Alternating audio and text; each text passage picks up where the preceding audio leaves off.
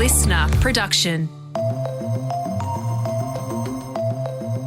Hi, Sasha Barber-Gatt with you. Welcome to The Briefing.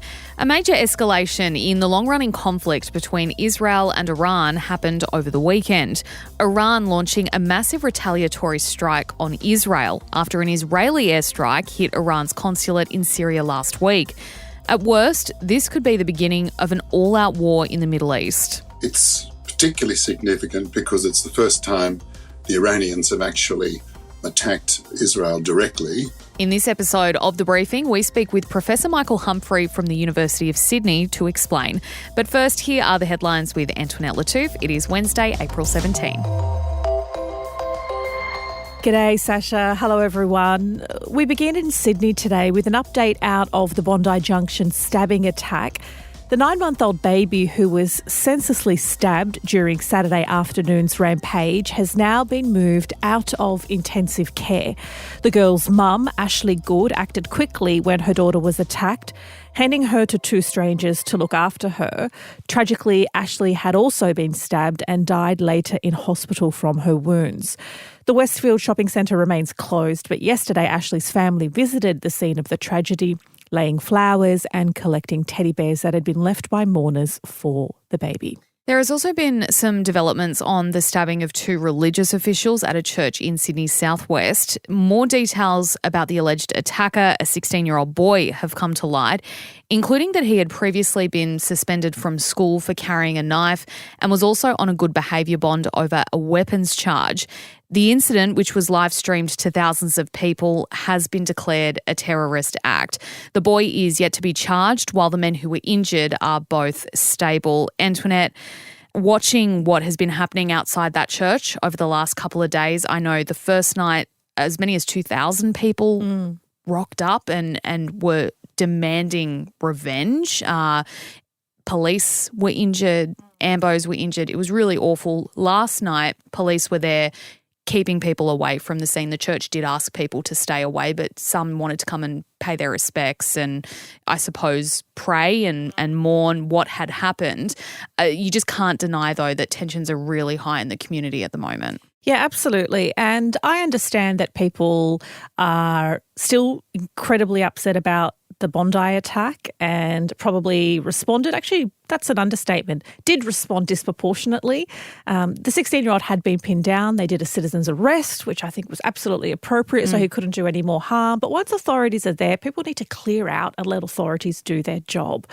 Mob justice isn't what I believe any faith preaches. And so while people might be defensive and really love their priests and their religious leaders, they just need to back off and let the authorities do what they're there to do. I do also wonder, this being declared a terrorist act so quickly, what that would do to community relationships. I know that Dai Lee, who's the independent MP who's in charge of that area, has come out and said, I really hope the Premier and authorities have a good reason for this because there is so much friction amongst different religious communities. That is a very multicultural region in southwest Sydney. It's so hard to know what is declared a terrorist act, what is a mental instability, what is a lone wolf attacker, what is someone who, as we heard with the Bondi attacker, was had a history of mental illness and didn't like that he didn't have a girlfriend. Like what constitutes what? How do we apply these labels? And what additional damage and fear does that add to the community? Yeah, it's undoubtable that as soon as that terrorist word was uttered, it did feel like a potential ramp up of the tensions that already existed, that were already there. So, yeah, it's an interesting question, Antoinette, one I don't have the answer to. A blow to Julian Assange's bid to avoid extradition to the US, now that the US government's lawyers have given a bunch of assurances about his fate if he does make it onto their soil. Let's take you back. The WikiLeaks founder had been challenging the extradition order in England's High Court and was thrown a lifeline last month when the two presiding judges ordered the US to provide assurances that Assange would not face the death penalty, he could defend his actions under the First Amendment right to free speech, and Assange would not be prejudiced at trial because of his Australian nationality. So at first that might sound like a good thing, but the key point is that if he didn't get these assurances, the judge might have approved the appeal for him not to be extradited to the US. But now that the US has provided those assurances, it means lawyers for both sides will return to court on May 20 to make final representation before the justices to decide. Assange is facing multiple charges in America relating to the publication of classified information on the WikiLeaks website that he founded. Linda Reynolds, the former Home Affairs Minister and also the former boss of Brittany Higgins and Bruce Lerman, has spoken out following Lerman's defamation defeat. Reynolds is vowing to proceed with her own defamation case against Brittany Higgins and Higgins' partner David Shiraz. She's declared that accusations of a political cover-up have been dispelled in the Lerman case. It's after the judge in the Lerman defamation verdict said Higgins and Shiraz had pushed a narrative of a political cover-up to journalists from the first moment, which he found no evidence for. Yeah, and Reynolds has said she's faced years of criticism over her handling of Higgins's rape allegation, saying, quote, "For 3 years I've endured intense public scrutiny, vilification, vile trolling, and have been demonised as the villain in a story of a political cover-up I have always known to be untrue," end quote. The rape allegation was proven true on the balance of probabilities in court on Monday. She also said both her and her former chief of staff, Fiona Brown, had lost their careers, had their reputations destroyed, and also their health seriously and irreparably compromised. So this 6-week trial, Antoinette, is due to begin on July 24th. So it's not over. This political back and forth that inevitably this case has become will continue in July. Whether Brittany Higgins and David Shiraz return from France to attend, whether they have to, remains to be seen. I did think in the very long judgment in Lerman's defamation case, which was incredibly damning on Lerman, when it was made clear that the political cover-up didn't have as much legs, or at the very least that Lisa Wilkinson and Network 10 should have investigated it or scrutinised it more closely, something did kind of ping in my brain going, oh, this bodes well for Linda Reynolds and her claims. Yeah, we've heard from opposition leader Peter Dutton as well. He says Reynolds has been vindicated by this federal court decision from Justice Michael Lee. I think that's a stretch. I think that's probably, given a little more legitimacy to her claims. It is important also to point out that in March 2021, Reynolds agreed to pay damages to Higgins as part of a defamation settlement over calling Higgins a lying cow. Yeah, you're right. But it is also worth pointing out that Reynolds says she didn't make the comment in relation to Higgins's rape allegations. It was in relation to the news reports about how Reynolds had handled it that she was making that comment. Either way, it's a pretty sorry saga. I don't think anyone comes out of it looking very good. And look, we can't finish up today without talking about the wild supermarket Senate inquiry yesterday, during which the Woolies CEO was threatened with jail time. Subject to a penalty of up to 6 months imprisonment or a fine of not exceeding $5,000. So that was Greens Senator Nick McKim, who went toe-to-toe with Brad Banducci of Woolworths and Linda Weckett of Coles.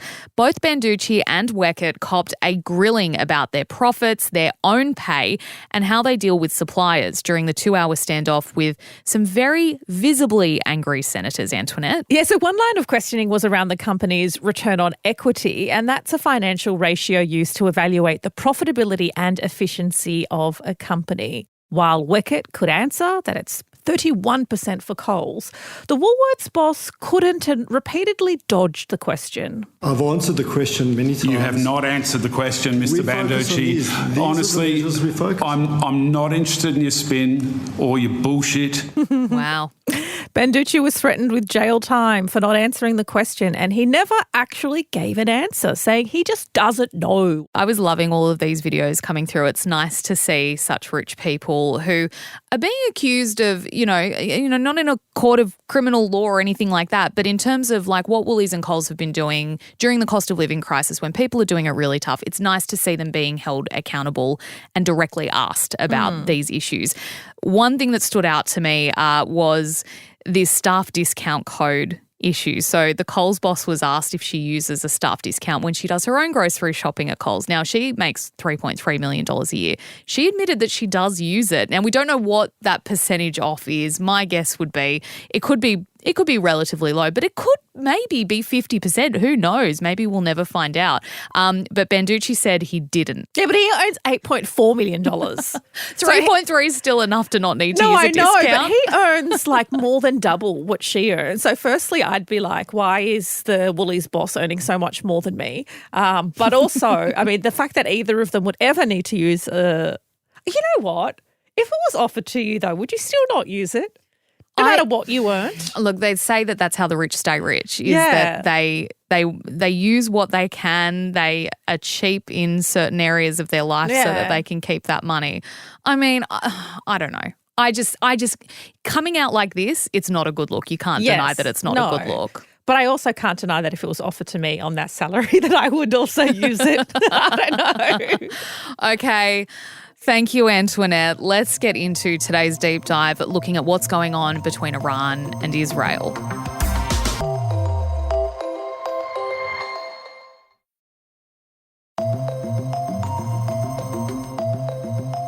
Over the weekend, we saw a dramatic escalation of a long-running shadow war that's being waged between Israel and Iran.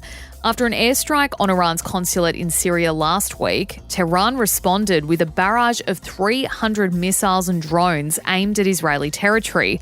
Most were intercepted, as many as 99% according to Israel, but it is being deemed a watershed moment in the conflict.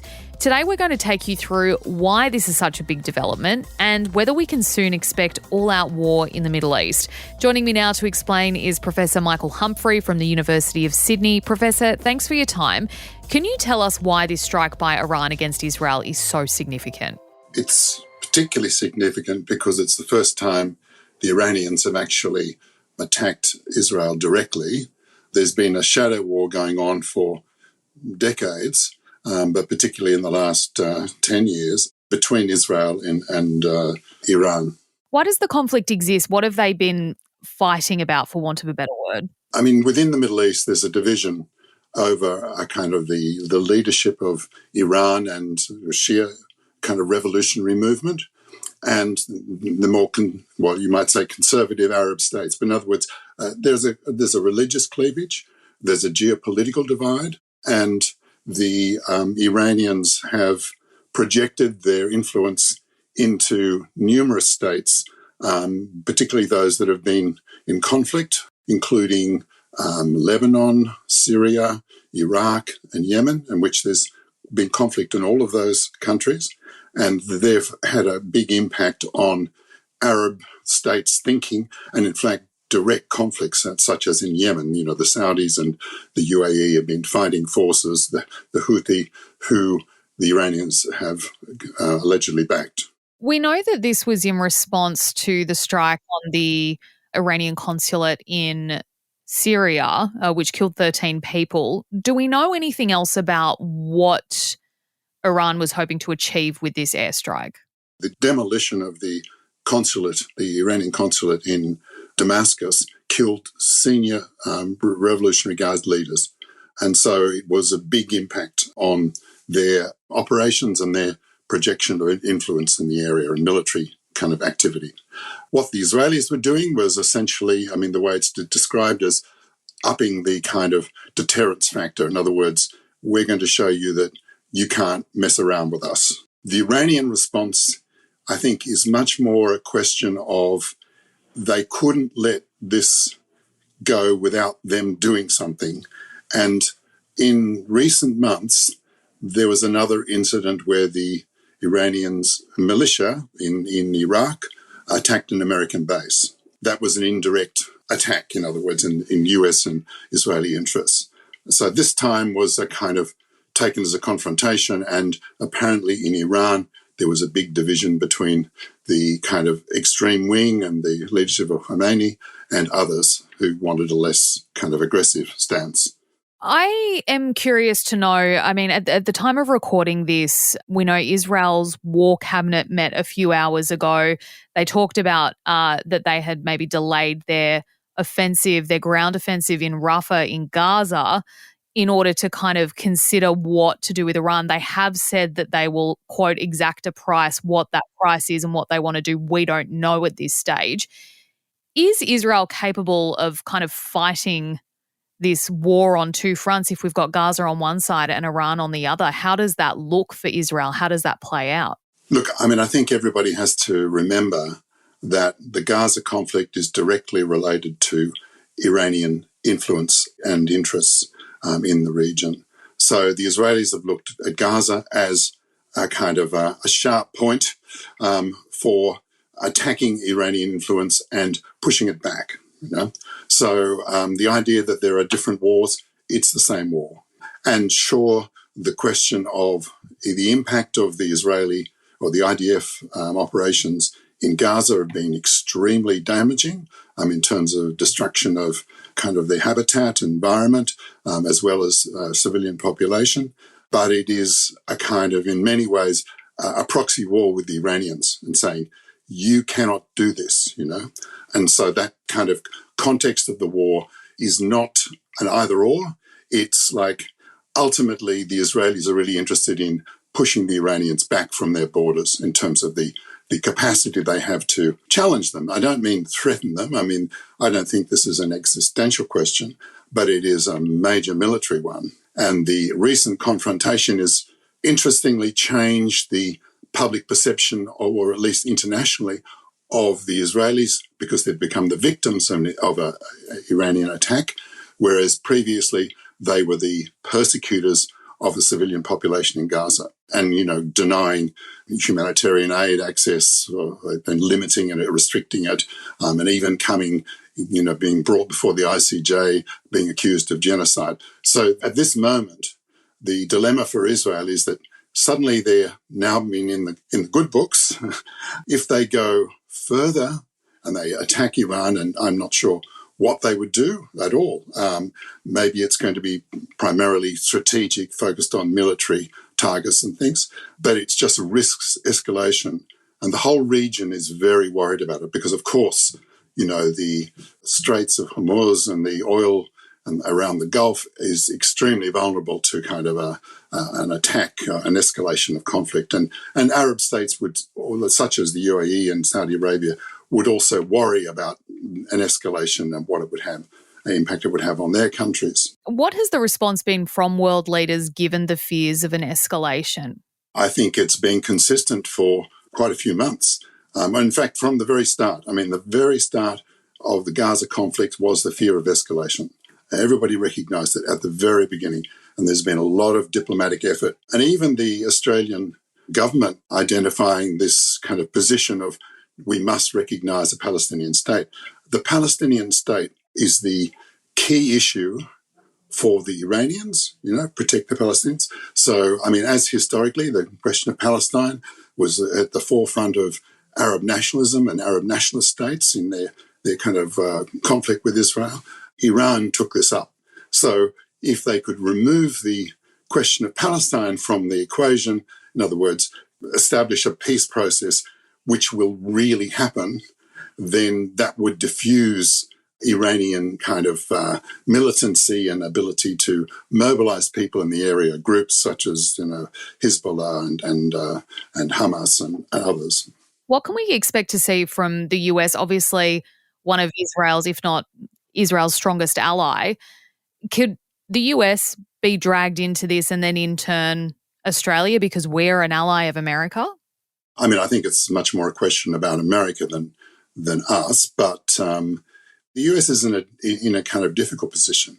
They took a hard line against Netanyahu on the question of humanitarian aid and the attack on Rafah. At the same time, as soon as the Iranians threatened retaliation for the consulate strike, which the Americans were very annoyed about, not the Israelis haven't admitted it, but the Americans were really annoyed about it. They didn't know about it. But when they were attacked, the US, Jordan, perhaps Saudi Arabia, it's quite a few countries, not all of them have declared their hand, assisted in defending the Israelis, and their drone attack, right? But the US has already said, we're not going to support any further attack on Iran. But if they did attack and the Iranians retaliated, what are the Americans going to do? I think they'll be forced to continue their position of defending Israel. Give us a timeline. What can we expect, or what do you expect to see happen over the next few weeks and months in this space? look, it's very, very hard to know. You'd really hope that the Israelis are constrained by the diplomatic efforts to not escalate it, because the consequences are just kind of, in a sense, unknowable but destructive to some degree. I mean, Gaza is, immediately gets eclipsed, but I mean, that's got to be brought to an end. But what that means, I don't know. The Israelis, in a sense, have become a de facto occupying power with responsibilities, because their military is in control of the territory. But they don't want to do that. But then again, they are kind of undermining any authority or capacity of UNRWA. They always wanted to kind of stigmatise UNRWA and get it away because they see that UNRWA is perpetuating the identity of the refugee. Even its alliance with NGOs, the World Central Kitchen, they've kind of messed that up. So there's the sense of who were they going to get to come in and be administrators and providers of welfare and humanitarian aid and rebuild. The Arab states are not going to be interested in doing that unless there's a real commitment to changing the political equation in relation to the Palestinians. In other words, a real commitment to a Palestinian two-state solution. For quite some time, people have said the two-state solution is dead. Well, I mean, look at the problem of 700,000 settlers in the West Bank now. I mean, that's incredibly complicated. I mean, what's going to happen? Where are they going to go? Who's going to tell them to go and who's going to force them to go? Well, as always, I find with these discussions, you've answered a lot of questions, but inevitably so many more are raised. Professor Michael Humphrey, thank you so much for your time and for joining us today. Okay, well, thank you for the opportunity. Thank you for listening to today's briefing. That is all for this morning. Before you go, though, I have to ask you a favour. If you enjoyed this ep or got something out of it, we'd really appreciate if you could share it with someone who you think might also enjoy it. And if you want to keep up with our other content on socials, you can check us out on Instagram at The Briefing Podcast. We upload full weekend briefing chats on YouTube as well as our Sex Work series episodes. And we're also on TikTok. For YouTube and TikTok, search Listener Newsroom. That's LISTNR. I'm Sasha Barbagat. See you next time.